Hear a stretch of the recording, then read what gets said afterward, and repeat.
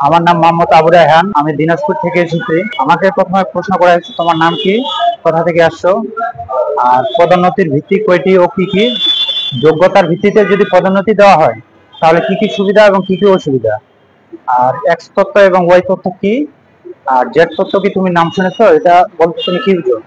তো দৈনিক শিক্ষা ডটকমকে আরো ধন্যবাদ সঠিক তথ্য দেওয়ার জন্য। আমি রুবিনা আক্তার, আমি দিনাজপুর জেলা থেকে এসেছি। আমার ম্যানেজমেন্টের উপরে ভাইবা ছিল।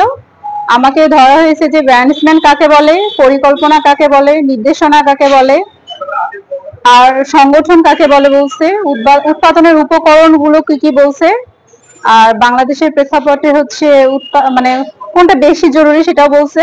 আমার নাম প্রেমানন্দ রায়, আমাদের গোপালগঞ্জ জেলা কোটালীপাড়া থানা।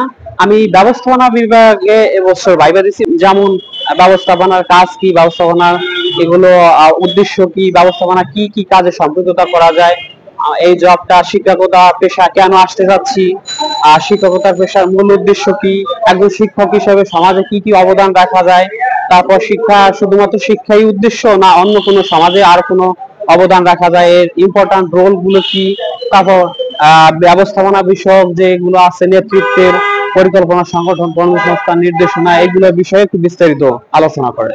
আসসালামু আলাইকুম, আমার নাম সুমি আক্তার। আজকে আমি ব্যবস্থাপনা বিষয়ে ভাইবা দিয়েছি।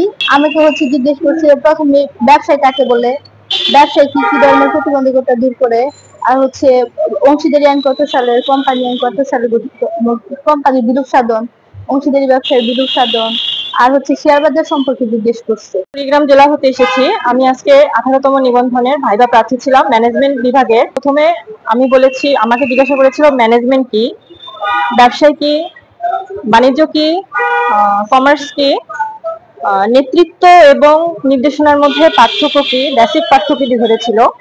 এছাড়া আমাকে কর্মী সংস্থান কি, প্রেষণা কি, বাজেটারি নিয়ন্ত্রণ কৌশল কি এবং বাজেটারি নিয়ন্ত্রণ, অবাজেটারি নিয়ন্ত্রণ কৌশল ডেফিনিশন গুলো দিতে বলেছিল। অবাজেটারি নিয়ন্ত্রণ কৌশলের মধ্যে কি কি রয়েছে সেগুলো জিজ্ঞাসা করেছি।